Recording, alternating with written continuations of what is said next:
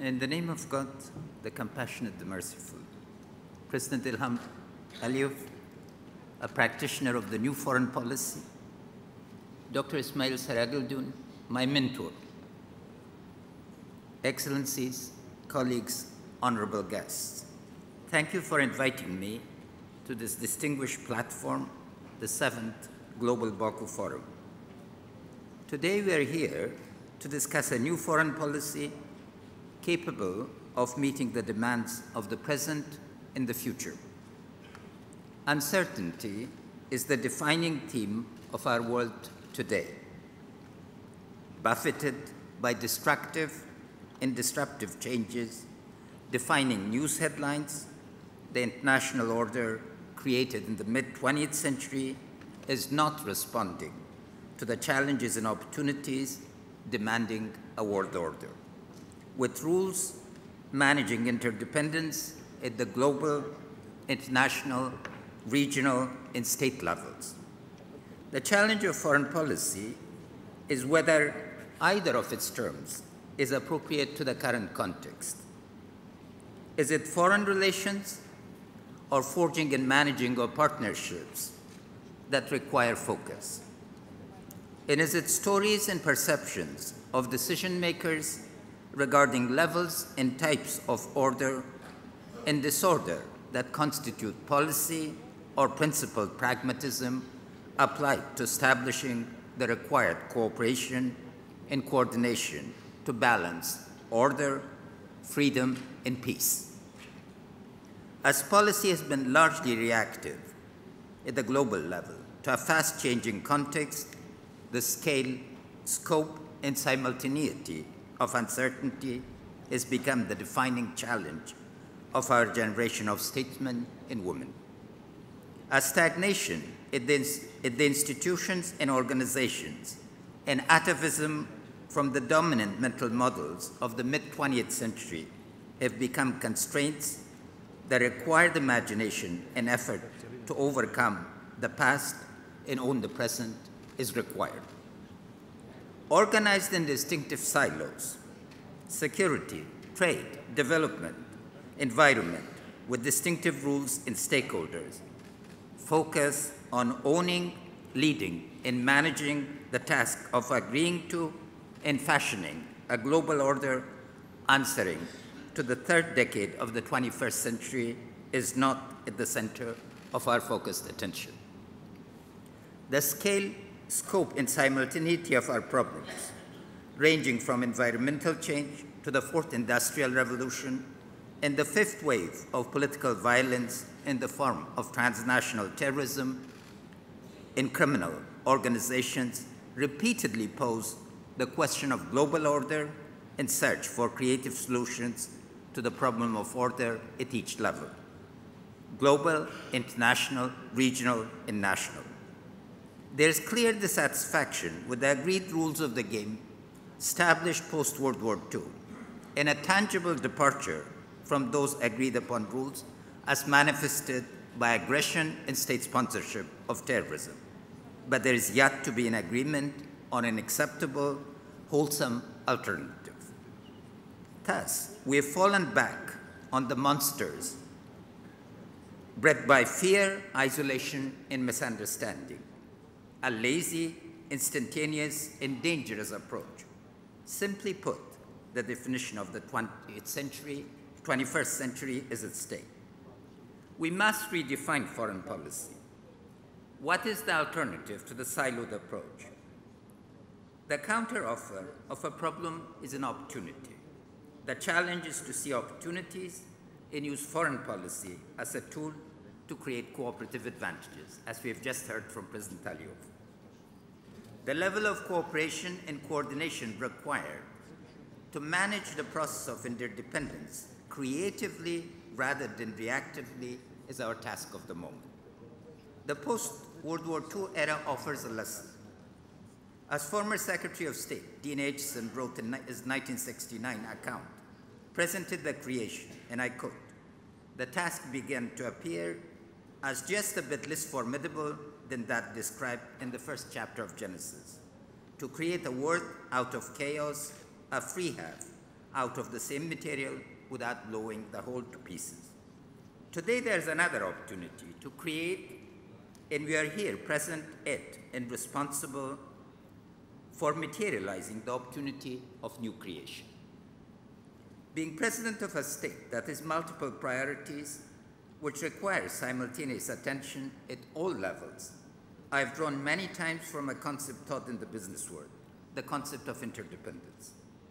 The idea is to approach problems reciprocally or simultaneously because they are interdependent. Reaching an agreement on the definition of a new world order is imperative. It requires us to face the simultaneity and complexity of global problems. If we prioritize one problem over another, then the one problem we neglect now will come back soon to haunt us. To manage interdependence, first, foreign policy approaches need to understand and cope with the networks and corporations at play across the world, both virtuous networks and destructive ones.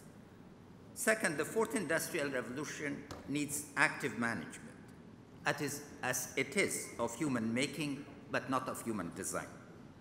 The future is automation and digitalization, and if we do not harness it to create opportunities in employment now, we'll be faced with a backlash of massive unemployment and even larger divide between equality and inequality.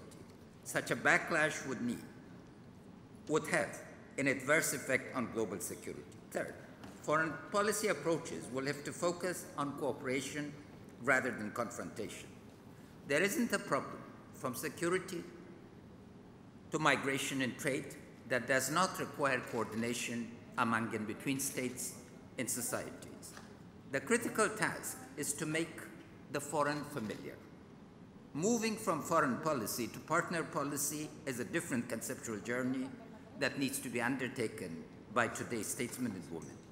We need to think about its operational definition and what is required of us as leaders and managers to define it. This has not received sufficient attention in debate. We should delegate this task to groups of leaders to seriously brainstorm approaches, and the Baku Forum is an excellent avenue. Partial solutions, however brilliant and important, risk mismanagement. Our solutions must address interdependence of competing global problems through principled pragmatism. If we understand the issue of interdependence, then the tasks shift from managing crises to defining the rules of the game to provide predictability. Uncertainty then would be replaced with a new horizon of stability. Thus, defining new rules is the central task, then shifting to those new rules. In the 1950s, following World War II, a new world order was created for only half the world. Today, the task is to create a truly global world order. Today, leaders must devise and execute both a national vision, but also a global vision, which requires a new level of effort, imagination, and balance. There are two primary examples of how uncertainty was dealt with in the 20th century. The first was how Europe found its way into a world war in 1914. Christopher Clark argues that the protagonists of 1914 were sleepwalkers, watchful but unseeing, haunted by dreams, yet blind to the reality of the horror they were about to bring into the world. Keynes in 1919 argued that the peace treaty made no arrangements to adjust the system of the old order or the new, therefore predicting that great privation and great risk to society have become unavoidable. By contrast, American diplomacy in the 1950s was a totally creative and imaginative effort. Most of our global institutions today, including the Bretton Woods institutions, the UN, and the World Trade Organizations, are a result of these efforts. The Marshall Plan was truly a result of lessons learned, a practical comprehension of the working warnings of Key. Now we must be creative and imaginative once again if the 21st century is to belong to all humanity. Our undeniable interdependence makes partial rules and solutions impractical. Those who feel left out by them will naturally challenge them, perhaps violently and destructively. Stateswomen and men have two options. One, we can sleepwalk into the impending crisis of the future, or two, we can muster the imagination and creativity required to develop a new world order, one that merges our national visions with regional and global visions in a spirit of humanity. These reflections emanate from my daily tasks. In Afghanistan, we have had the misfortune to be the site of destructive forces. We've been the site of Soviet invasion in the 1970s and the planning of Al-Qaeda's attack of September 11. We've also been the target of attacks by transnational terrorist networks in an operational base for transnational criminal organizations poisoning the world with heroin. On the other hand, our long historical reputation has always been that of a roundabout, a place where ideas, goods, and people freely flowed and interacted. We're keen once again to transform our pivotal locations at the heart of Asia into a platform for regional and global cooperation. Afghanistan presents an opportunity for the region and the world for a host of interdependent issues, from trade, security, and economic growth. But it requires a creative and imaginative approach. Afghan men and women, particularly the 75% under 35, are eager to engage in a world order where war and poverty can be overcome. We Afghans see our future not in the material manifestations of our misfortune or even within the boundaries of our vision of national development, but instead as both initiators, participants, and ultimately beneficiaries of a regional and global cooperation opportunities. Therefore, the theme of this conference is not an abstract notion for us, but a vital question for our future. Let me conclude by thanking President Aliyev for hosting this important forum, for participating to the security of Afghanistan, and particularly for inaugurating the Lapis Lazuli Road in the northern route. To the co-chairs and the board for focusing on a vital issue of our time, I would like to thank the people and government of Azerbaijan for the extension of the famous Azeri hospitality.